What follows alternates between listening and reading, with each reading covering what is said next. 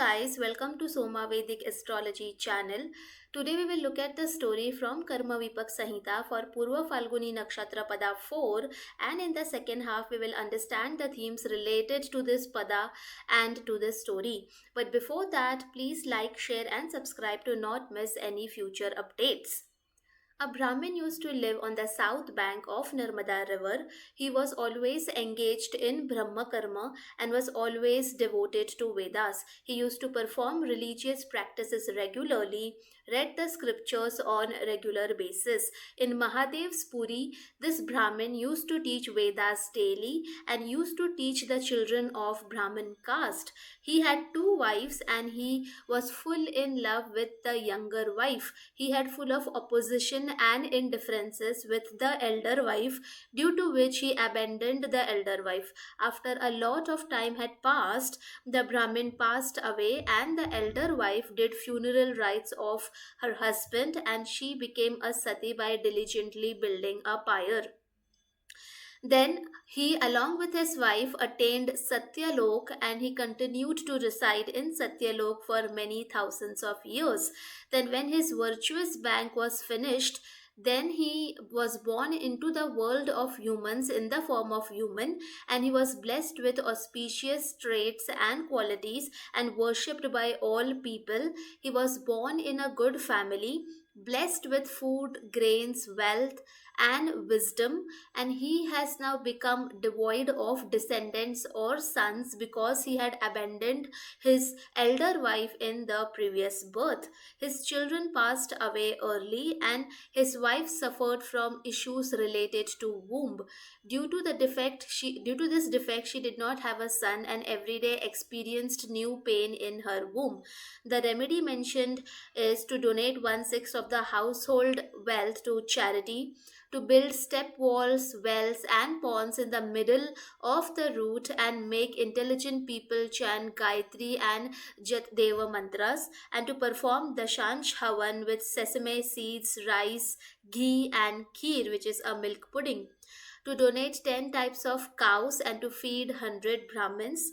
By doing all this, the lineage definitely benefits and gets relief from the disease as well. Now, this is a literal translation of the story, but now let us understand what the hidden depths and layers which is present in this story.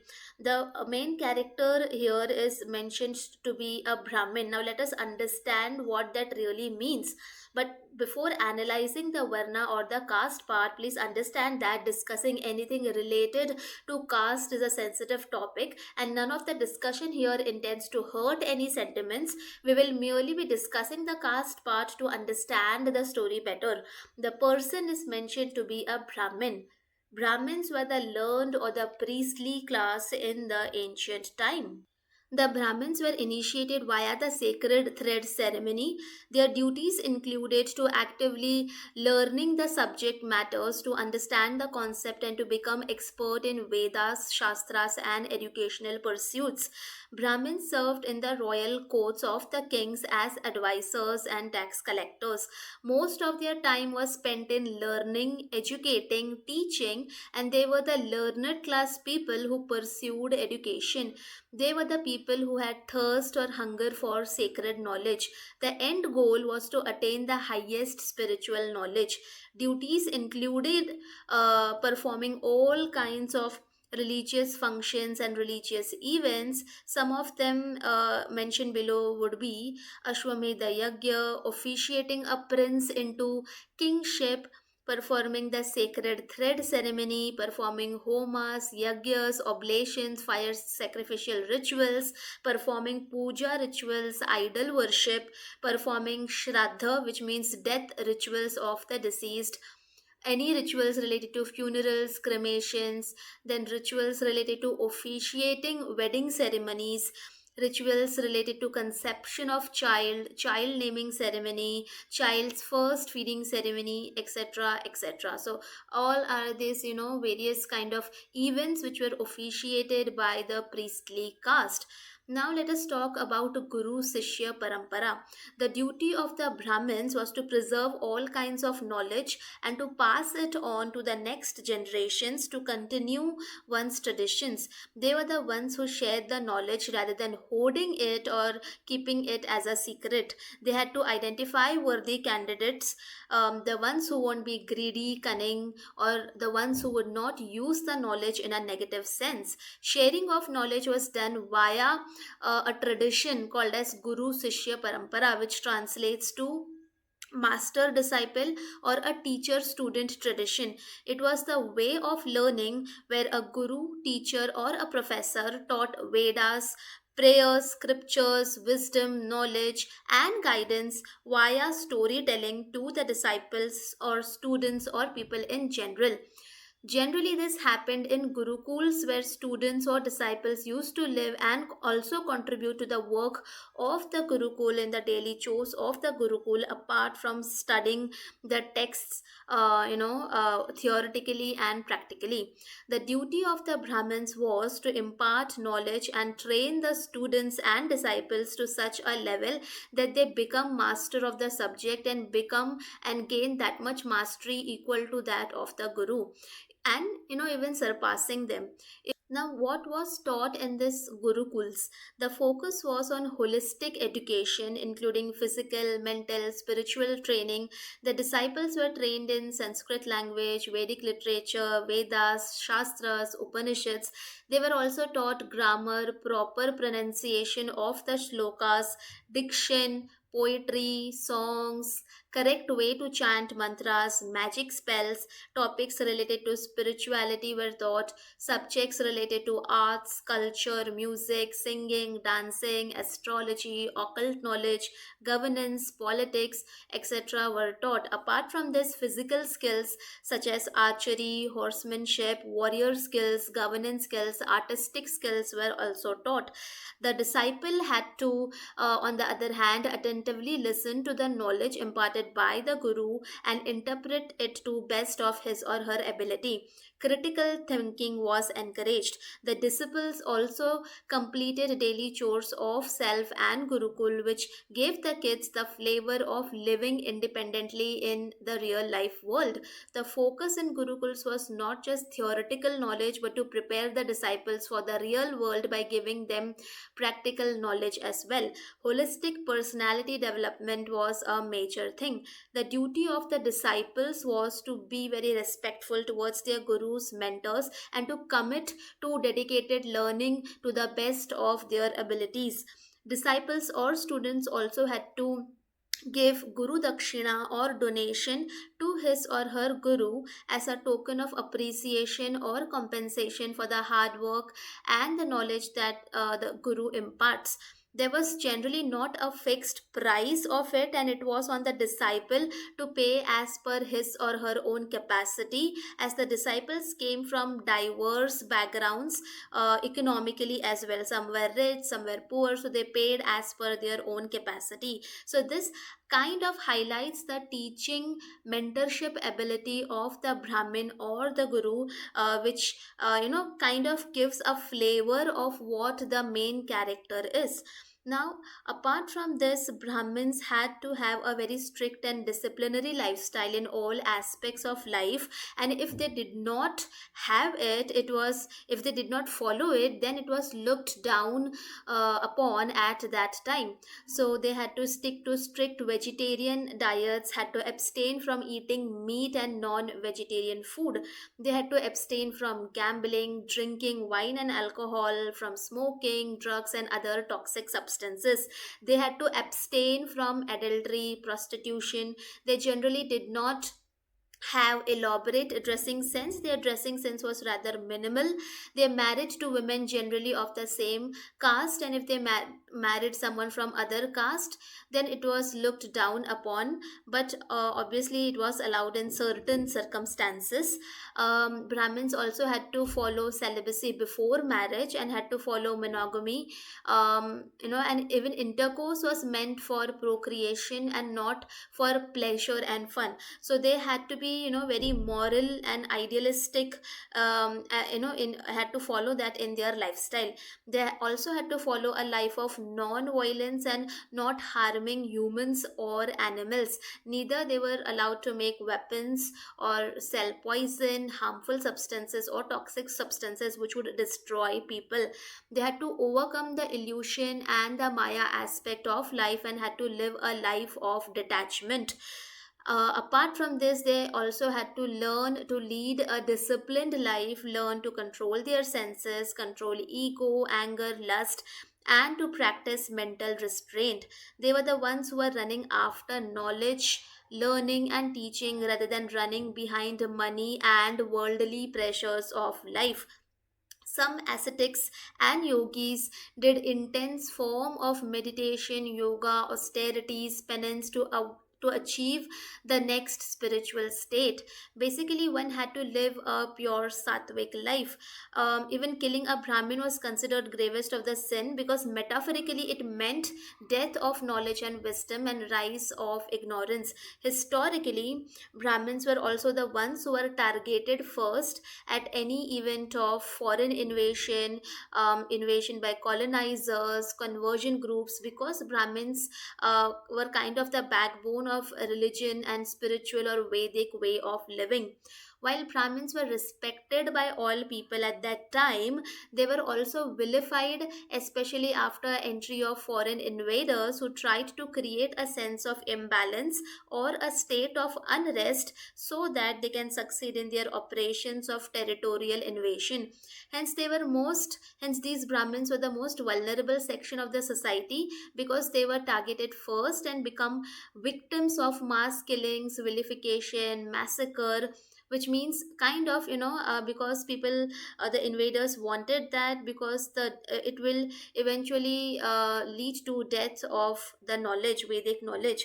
Hence, preserving traditions, knowledge, culture at that time was a very difficult task, especially during the time of invasions, attacks, and forceful religious conversions. Now let us understand earning sources of Brahmin. So Brahmin at that time did not earn much per se, but since sharing knowledge was considered very respectful, they were given lavish donations or generous gifts in the form of agricultural produce, wealth, housing, land, cows, and other resources as compensation for their work and sacred knowledge.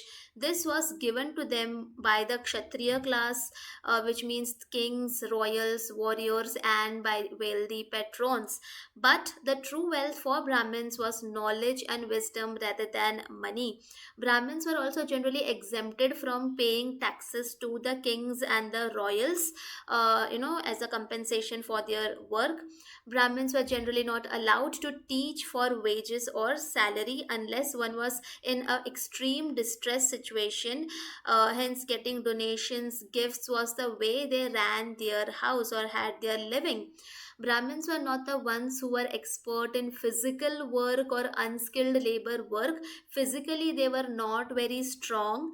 Their strength was knowledge. They won't be able to do, generally, were not able, generally not very expert in doing physical work such as farming or any work which requires physical strength.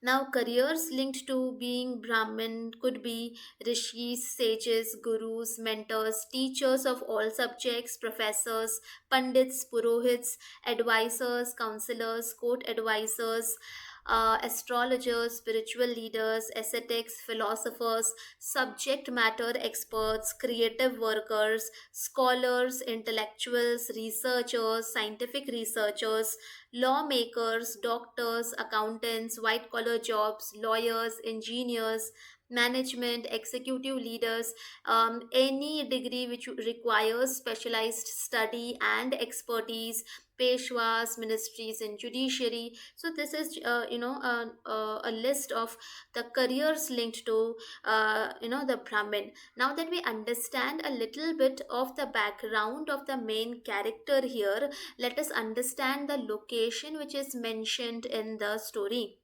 The location first is described, is located via a river called as Narmada River. Now let us understand the meaning of Narmada. There are multiple meanings. So first is Narm means pleasure, delight, or joy, and Da means to give. So Narmada means the one who is a giver of pleasure, bliss, happiness. It basically means to make someone happy, or one who arouses tender feelings in other. So this can refer to comedians, jokers, or humorous person in general, or entry of some person in your life during this time which brings joy, happiness in your life, or people whose names are associated with joy, happiness, smile, etc. can also be linked to this. Themes of stage work, comedy clubs, either performing or having fun by watching performances can also be linked to Narmada. Let us look at the second meaning now. Narmada River is a holy and a sacred river in India which originates from Raksa or Riasavat hills in Vindhya ranges on the northern bank of Brigukacha, which is Bharuch in the modern day world. Raksa Hills is a holy mountain part of group of mountains called as Kula Parvata, there is like a group of mountains in it. List being Mahendran, which means the great Indra. Malaya, which means sandalwood fragrance, Sahya, which means endurance or tolerable, Suktiman, which means powerful, Riksa, which means protection or guardianship, and Vindhya, which means hunter or hindrance, and Paripatra, which means something which is circular. So, this was also the location where the battle between Lord Indra and Vrittasur took place. So, Narmada River is also known as, apart from this, is known as Mekal Kanya because she is considered daughter of Rishi Mekala.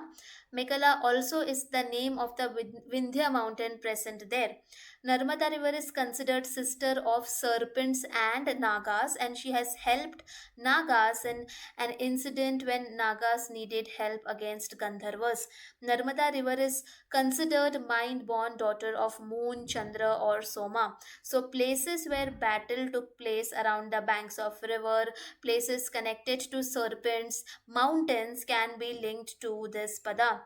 The third meaning for Narmada River, like Narmada has different names: Riva, Mekal, Kanya, Narbada, Nerbuda, Namadus. So the name Riva here, which means quickness, indigo plant or a star, it is also translated as Rebecca.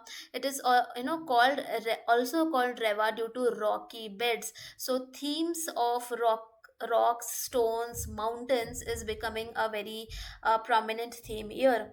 In ancient times, Reva River is a river near Mahishmati in Bharatvarsha. Mahishmati is the present day location called as Maheshwar in Madhya Pradesh, which is also located on the banks of Narmada River. The fourth meaning for Narmada River basically is that Narmada River is believed to be created from the perspiration of Lord Shiva when he was doing penance on the Raksa hill. Hence, Narmada River is also called as Lord Shiva's daughter. So, Shiva connection to Lord Shiva is also getting very prominent here. Narmada River also is considered sacred because of the white pebbles and stones in the form of banalinga, or type of linga avatar of Lord Shiva can be found near this riverbed. So again, connection to stones, pebbles, rocks, mountains is becoming a theme here. So we can see that there is so much connection to Lord Shiva, river, stones, pebbles, mountains. Okay, all these things is getting connected. Now in the story it is mentioned that the Brahmin lived in the south bank, towards the south bank of Narmada River. Narmada River flows from east to the west of India, and this river divides India into the north and south India. And the Brahmin is stated residing in the south portion or in the south direction of the banks of Narmada River. The geographical region associated to the south of the Narmada River is called as Deccan Plateau, which is an area in a triangular shape. Deccan, which is translated to Dakhan, which means Dakshina, which means south direction. So, which is what is Deccan Plateau? It is a rocky terrain. So, Deccan Plateau in India includes states such as Maharashtra, Karnataka, Telangana, Andhra Pradesh, and some minor portions of other states. So, major cities part of Deccan Plateau is Hyderabad, Bengaluru, Pune, Nagpur, Aurangabad, Solapur, Nasik, Mysuru, Gulbarga, Bharuch, Maheshwar, Omkareshwar, Barwaha, Mahabaleshwar, etc. Now, this is not an exhaustive list. All of this is only for understanding purposes on how we can derive various locations from the story mentioned in Karma Vipak Samhita. So, any areas, locations with the name derived from the word Deccan, any location which is triangular in shape, any place which is south to a flowing river can be linked to this pada. The Brahmin was living in Mahadev Puri to the south bank of Narmada River, which means he was living or residing in places associated to the name of Lord Shiva or any of his name inside the area of Deccan Plateau. We already discussed what states and major cities are part of Deccan Plateau. Now, once you know those states and the cities, now to drill down, you can um, see the names of Shiva and can basically pinpoint on the locations which could be linked to this pada. Now let us first all see the names associated to Lord Shiva and its meaning, and then let's see some real life places based on these translations. So below are the names of Lord Shiva. First is Shiva or Sadashiva, which means the auspicious one. Ishwar Parmeshwar, which is another name of Lord Shiva. Shambhu Shankara Sukhada, which means bestower of bliss, happiness, and joy. The Bhaga, the deity of Purva Phalguni Nakshatra, is also known to be giver of happiness, wealth, joy, and prosperity. Next is Omkar Pranav Siddhesh Siddheshwar, which means achieving perfection in some form of knowledge or skill. Siddhesh Siddheshwar is another name of Lord Shiva. Mallikarjuna is another name of Lord Shiva. Then Hara, which means destroyer of obstacles. Mahesh Maheshwara Mahadeva, which means supreme god. Adi Yogi Adinath, which means the first yogi or the first ascetic. Yogesh, Yogendra, Yogeshwar, Yoga Acharya, which means Lord or teacher of yoga. Aja, which means unborn form of Rudra. Rudra, which is the fierce form of Lord Shiva. Bhairava, which is the destroyer of fear. Bhargav, which means radiant and brilliant. Umapati, which means consort of goddess Uma. Gauri Bharat, which means consort of goddess Gauri. Girijapati, which means one whose consort is goddess Parvati.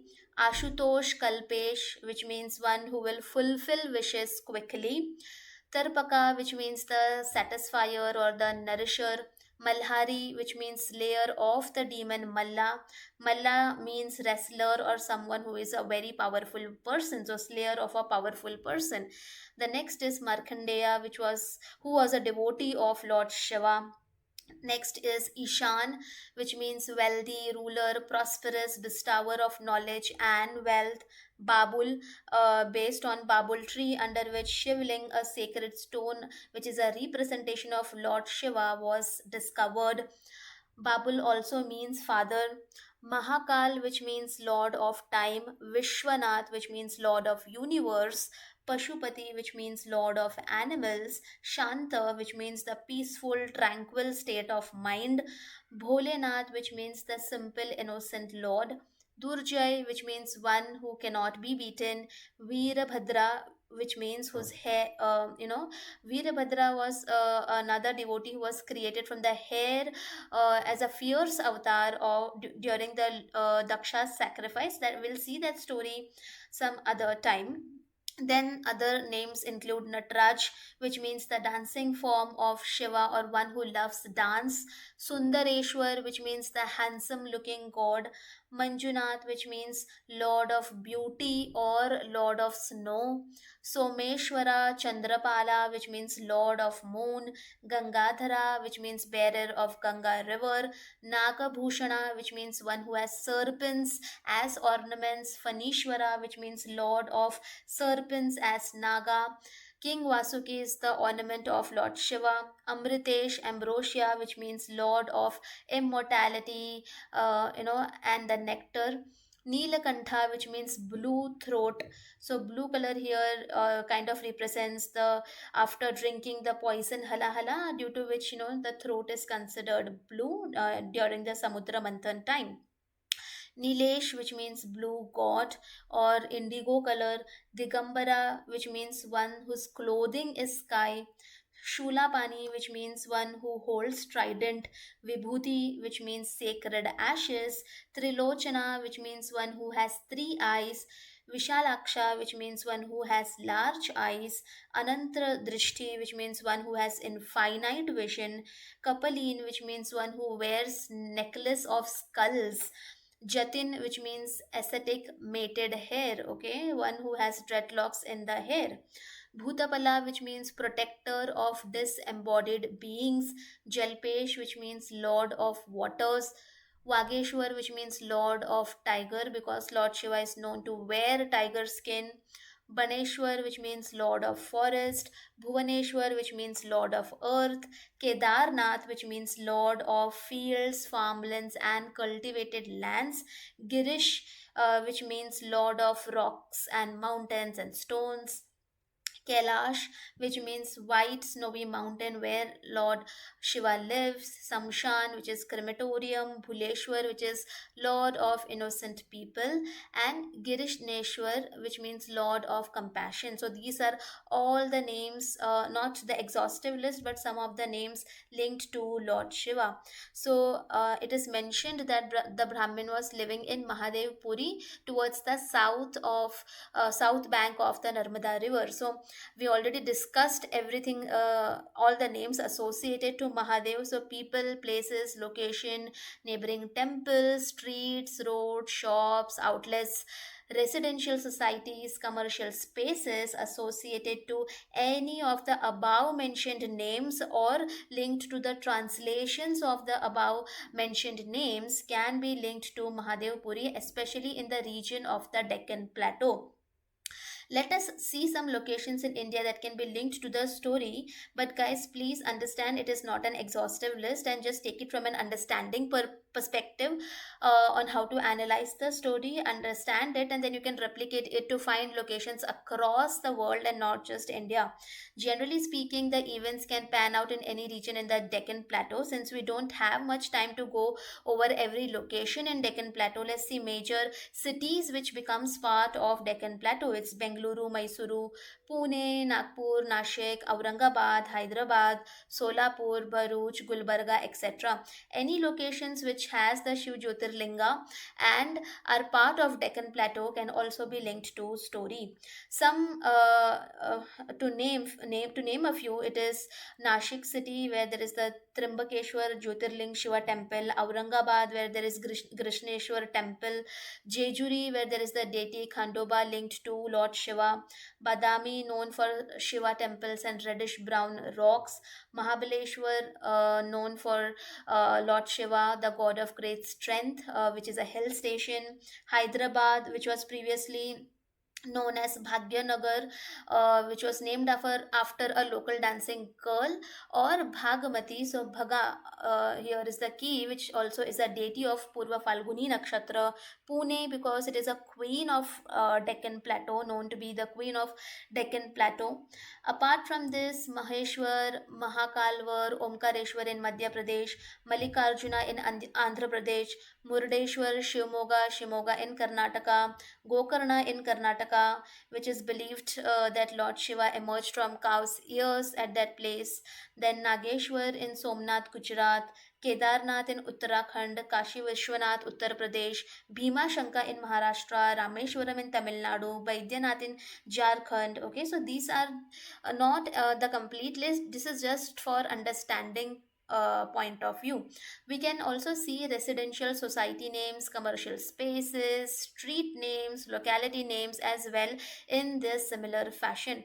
After drilling down states, cities, you can even go towards the region or the areas in which the story might pan out. So for example purpose, let us see some localities in Bengaluru. First is Malleshwaram, which is linked to Lord Shiva. Nagar Bhavi, which is again, all these are localities in Bengaluru. Nagar Bhavi, which means well of snakes. Sadashiv Nagar.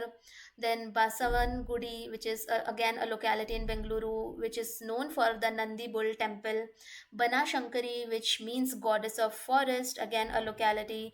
Tindlu, which is known for Veerbhadra form of Lord Shiva, who was his devotee. And another location or locality is Domblur in Karnataka, in Bengaluru, which is basically derived based on the flower used to for the religious worship of Lord Shiva. Now, this is all about the locations. Now, how does Lord Shiva actually live? So, Lord Shiva is a yogi and he also is a householder. So, he has both forms. The spiritual aspect is also there, and the householder running a family, and the material aspect is also there. So, it's a blend of both materialism and spirituality. Lord Shiva is also known to have very distinctive attire or clothing style. He is someone who is not very flamboyant. Instead, he wears the most unique outfit which people generally do not wear.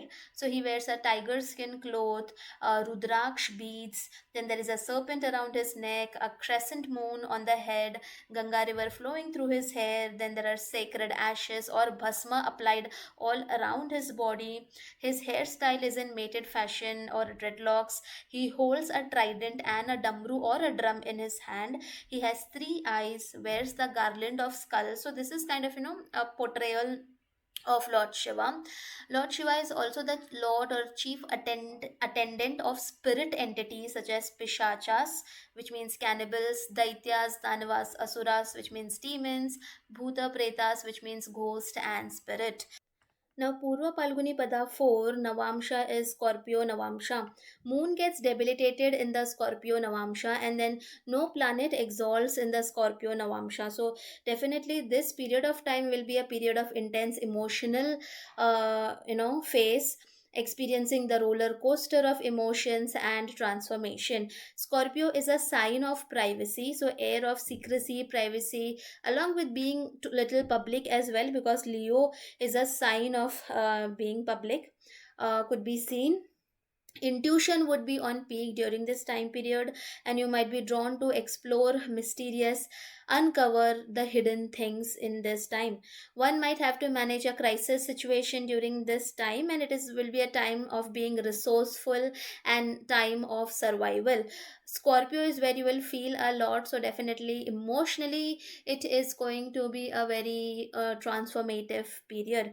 Now that we have understood all the minor elements of this story, let us first have the final analysis of the story.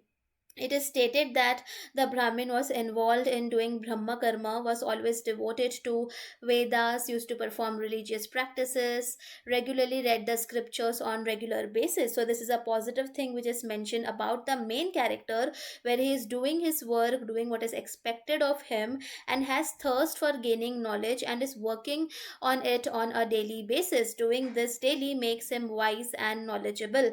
And he's also not only pursuing education, but also working on the areas related to that education.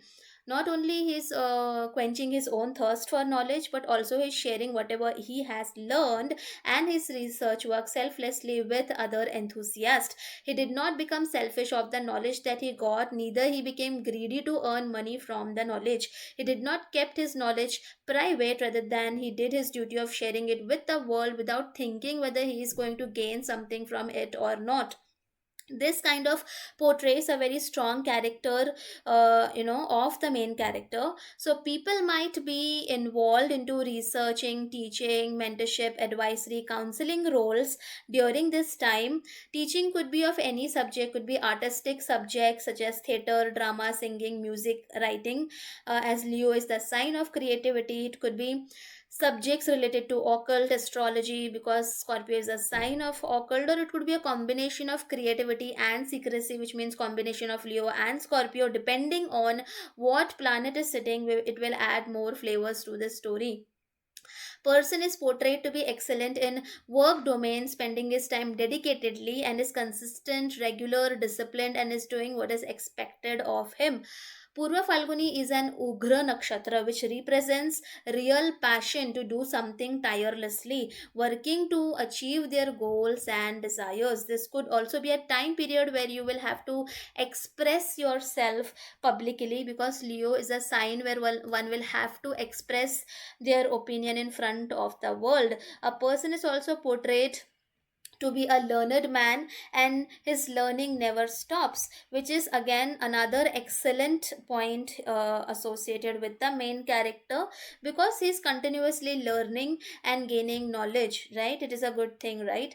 Now person is also portrayed to be spiritual, because he was regularly conducting religious rituals, which means during this time period you might visit religious places, pilgrimage places, kula devtas, and probably conduct some kind of holy rituals. The main character here has sweet speech, is charitable, has obedient followers, and is skillful. So from work, learning, spirituality point of view, the person seems to be very sorted in this time period. Now the next major character in this story is his disciples, the disciples of the Brahmin. It is mentioned that the Brahmin used to teach Vedas daily to the children of Brahmin caste. Children here does not necessarily mean only children per se, it could also mean people of all the age groups, as there is no age restrictions for learning, right? It means learners of all groups. So it shows that the main character here has a group of disciples, students, follower, or audience, and these disciples here look up to the main character and are very keen to learn knowledge and wisdom from him. The caste of the children is very specifically mentioned to be Brahmin caste, so it could mean that the main character here wants to teach people who might be really worthy of it in his eyes, and those people who would not use the knowledge in negative sense, or anyone who might use the knowledge to destroy or to exploit others. Rather than, he desires that his teaching should be used for the betterment of people and society. The income or the earning portion of Brahmin is not mentioned in the story, neither it is mentioned that the Brahmin was rich or wealthy. The main character definitely has many people looking up to him, but the money portion is not mentioned in the story. So this might mean that during this time period, person is doing a form of work because he is interested and passionate to do so, and not because he thinks he will gain monetarily from it. So doing works, projects out of interest and passion, rather than looking at how much returns or money I will get out of the hard work that I'm putting in, is a major theme linked to this pada.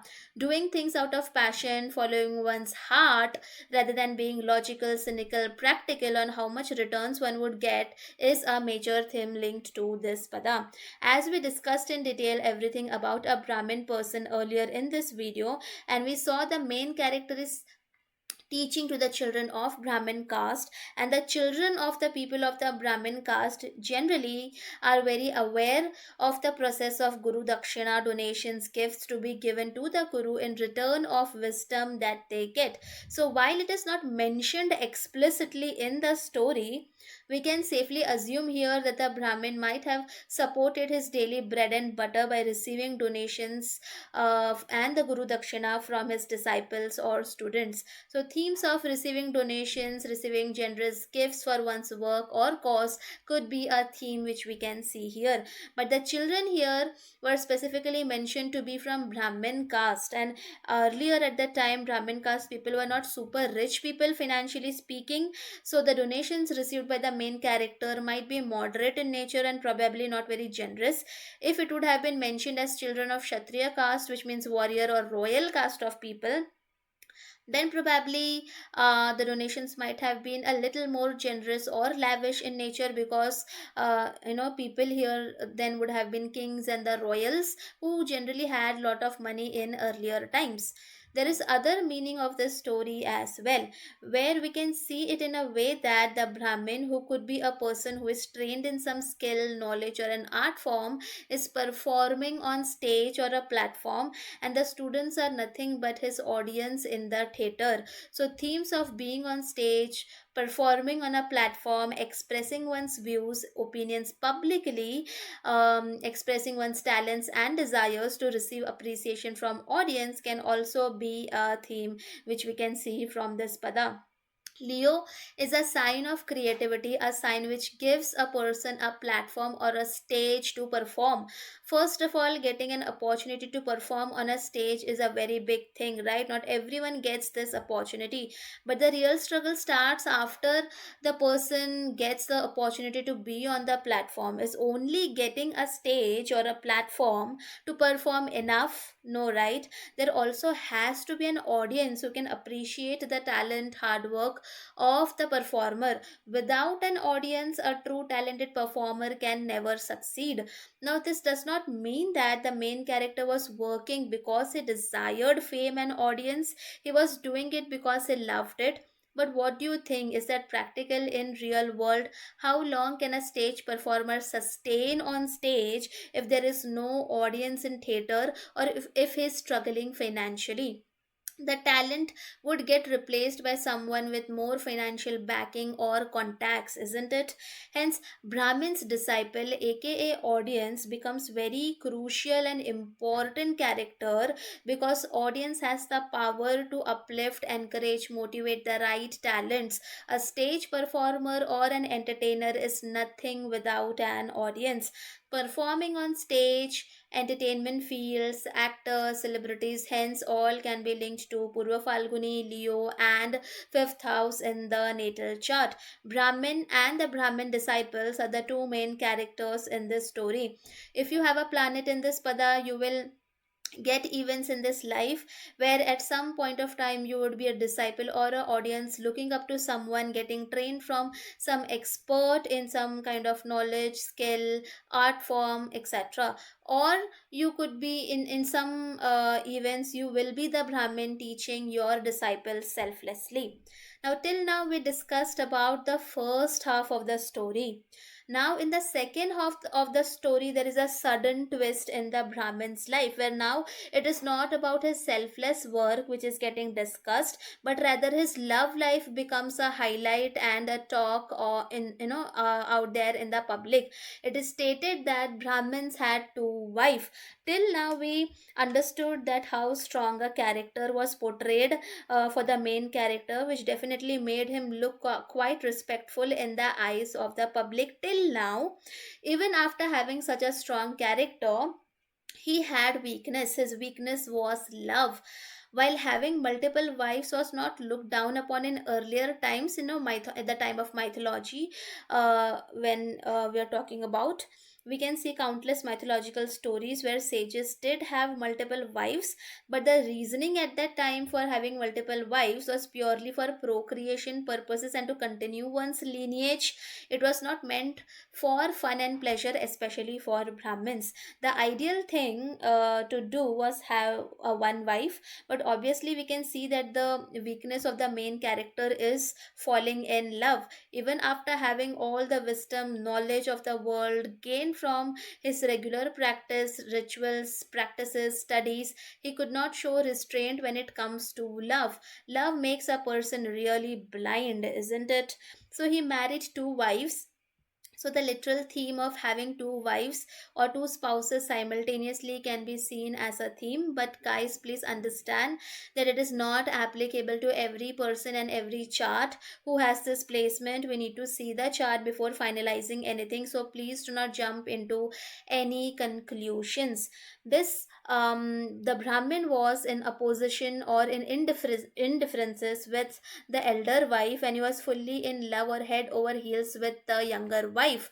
This kind of shows the relationship dynamics, the love life of the main character, where his previous relation might not be going that great, where there will be kind of indifferences, quarrels, difference of opinions, due to which the main character might not be happy with the first relationship. But then he meets a new person, and then he falls in love with that new person, and he loves this new person very dearly. At least in the story, the main character was respectful enough to give the younger wife he met the official title of being a wife, and he did not keep her just as a side chick. He was also truthful enough to share his feelings publicly, irrespective of how controversial or how scandalous it could have been seen by the public or the society at that time. So afflictions, if there are affliction, then things might be difficult to officiate or kept private, as Scorpio is the sign of secrecy and privacy. Afflictions can also show love related scandals. Now, main character here was excellent work wise. Study wise, he was excellent. In spiritual journey, he is going excellent. He also had quite an audience of his own looking up to him, which shows his life was, in all these aspects, was pretty much sorted. And he was also kind of a very public character because of having an audience or disciples, right? If you There are so many people who is in contact with you on day to day basis, definitely all the people will be talking about your life because you are a public persona, isn't it? So the audience, society can pretty much see his life unfolding in front of their eyes. So due to his public persona, his love life too becomes quite public, and probably would have been discussed much at that time. So similar themes might also unfold in today's time as where in today's time as well, where society or people would gossip about your love life. This is quite commonly seen in most of the celebrities lives, because even celebrities have audience, and the audience or the fans or the followers are quite inquisitive and are very curious about which celebrity is dating which person, right? All these people are very curious of celebrities love life, so which is also kind of a literally the theme of Leo zodiac sign. It is stated that the main character abandons the elder wife. Technically, his duty was to look after both, at least from financial standpoint of view, but he clearly did not do so and left the elder wife to be on her own. This is where he went wrong. He spent so much time with elder spouse but abandoned her in a minute when he found someone new, or when he found someone he truly loved. This could have been really tough for the elder wife emotionally, and then since he abandoned her, it would also be difficult for her financially as well. It could also show themes of abandoning the spouse in the time of need or in difficult time, themes of breakups, divorces with the first partner, first husband, or first wife, themes of leaving existing relationship for someone new, themes of leaving someone you know very well from past, for a person you just met, or a person whom you don't know much about, themes of leaving an older aged spouse for someone who is younger in age or who is a virgin, themes of leaving a mature spouse to someone who is rather fun loving, silly, playful, and youthful in energy, themes of getting to know what actually falling in love means, but it happens later in life, or happens with a delay, where you might think only if timings could have been better for this to happen in your life, themes of finding a right partner after significant delay and falling blindly and not knowing much of them compared to the previous one can be another theme, theme of not supporting the spouse financially, which is definitely would be looked down upon at that time in and is still looked down upon in the society that we live in, right? Themes of not paying alimony, financial support, childcare support, and completely abandoning the previous family for love, right? So all this could be can be seen majorly if seventh lord or Venus gets connected to Purva Falguni Pada 4. The best remedy for this pada could be to marry the same person twice, to have two different wedding functions and remarry the same person. Falguni Nakshatra is where Lord Shiva's marriage happened, and we all know the story where Lord Shiva, the Lord himself, had to marry twice. Okay, first to goddess Sati, and then he married the same person in the form of goddess Parvati. So even Lord had to marry twice in this pada. Then who are we as humans?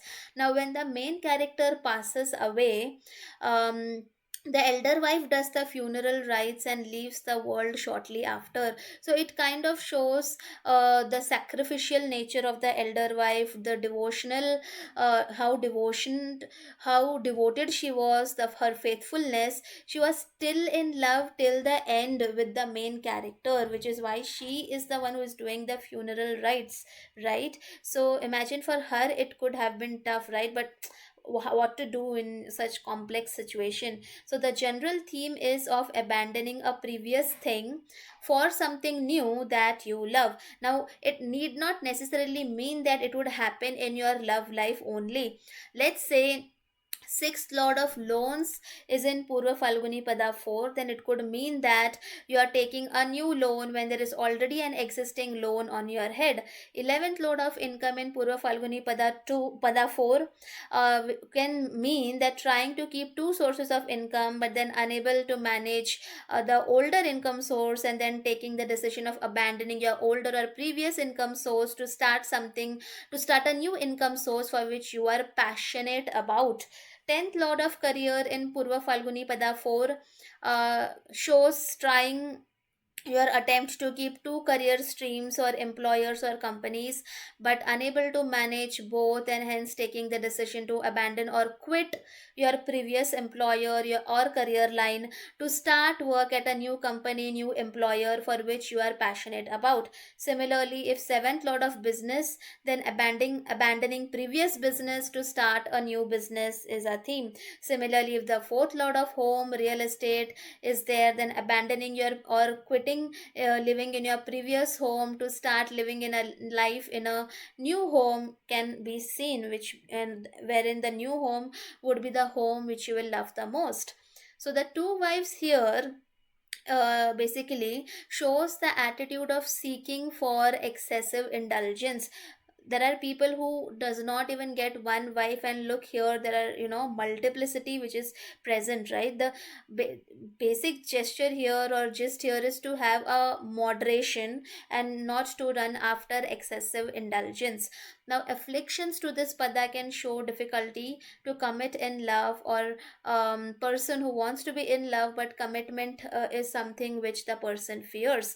Afflictions can show excessive urge to satisfy one's temporary pleasures. Now the two wife here does not literally matlab it definitely can mean the literal two wives, but metaphorically speaking it means desiring for multiple Venetian significations.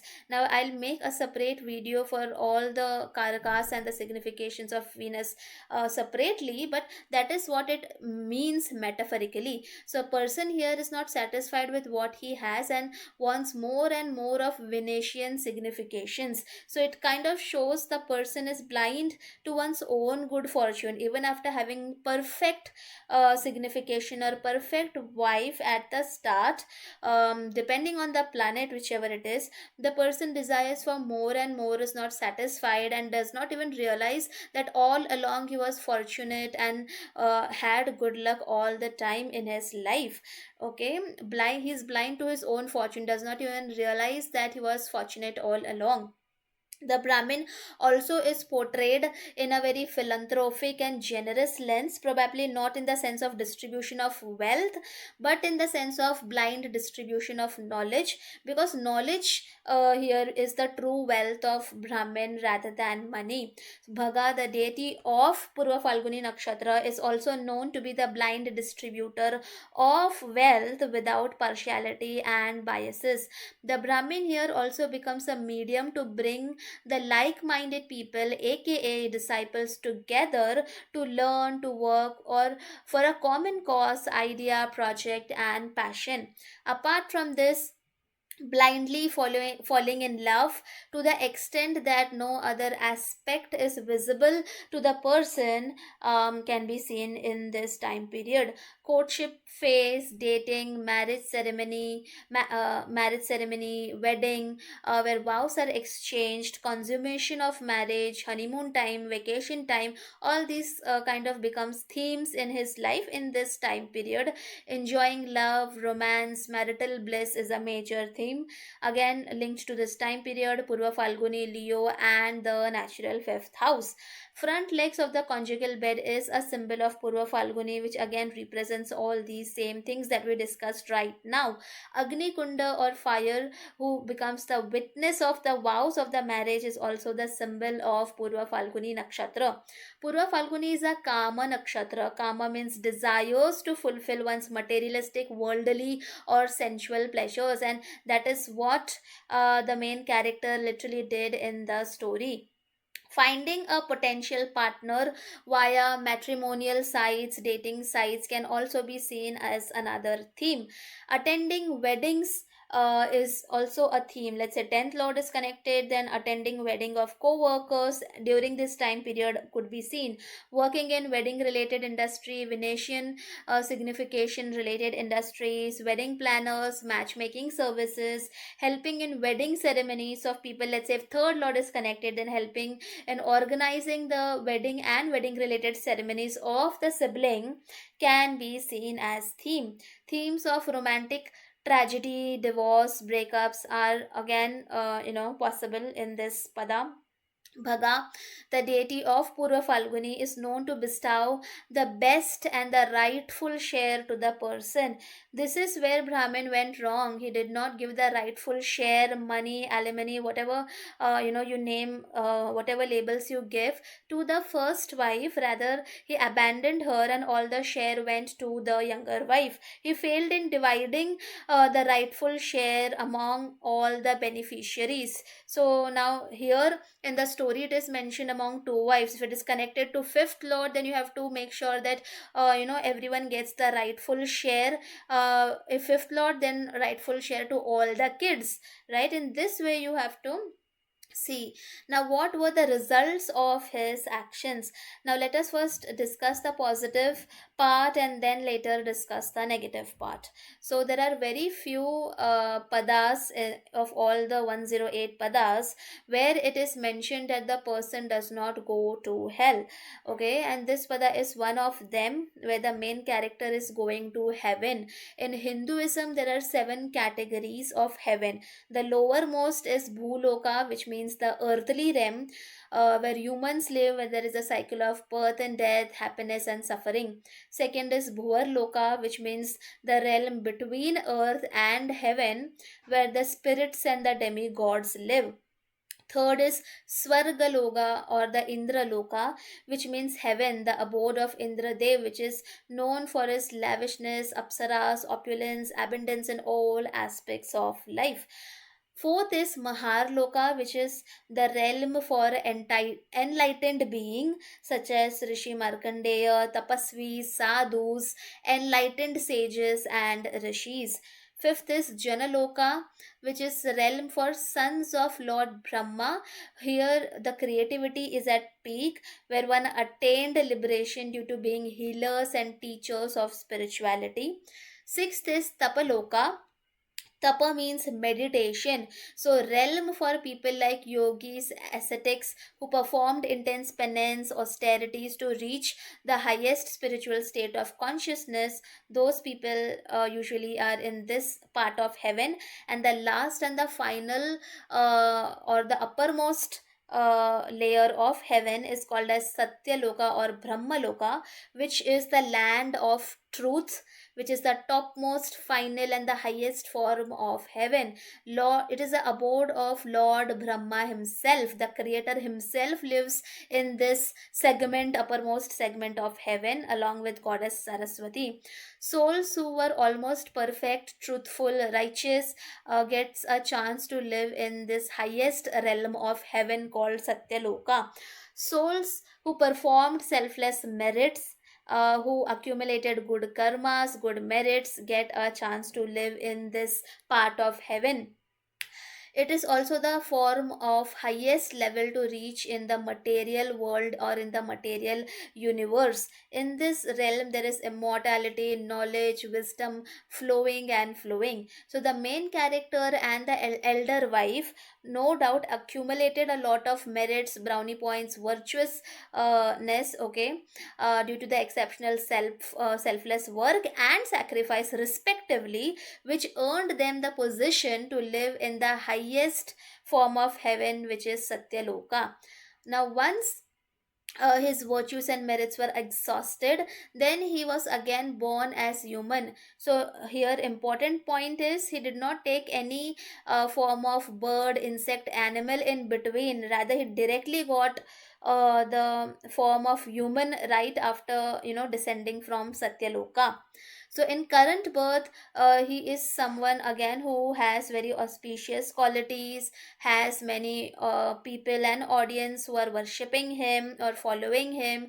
Then it is stated that he is blessed with food, wealth, as well as wisdom. Okay, not every pada it is mentioned that person is blessed with wisdom, but here in this pada it is mentioned, which means the person is wise, knows what is right, knows what is wrong. But the negative aspect now is that because of his one wrong mistake of abandoning the elder wife, of not supporting the elder wife, of not giving her rightful share, he has issues with kids. Either it would mean delays in having kids, or not cordial relation with kids, or kids living far away from him, or he is not able to relish the joy of being a parent, or kids might be going through a tough time, or kids cutting ties with parents due to fights or loss of kids. Okay, anything can happen. We cannot see in the extreme sense. It can mean anything depending on how the planet is placed. For the wife, it is mentioned that she is going through womb related issues, which can mean pain in the womb, female reproductive part related issues, infertility, or difficulty in conception. If you have a planet in Purva Phalguni Nakshatra Pada 4 in your chart, please do mention your experiences in the comment section. I hope you liked the video. It takes immense efforts to put out such videos. Please like and support the channel. Thank you for watching and have a nice day.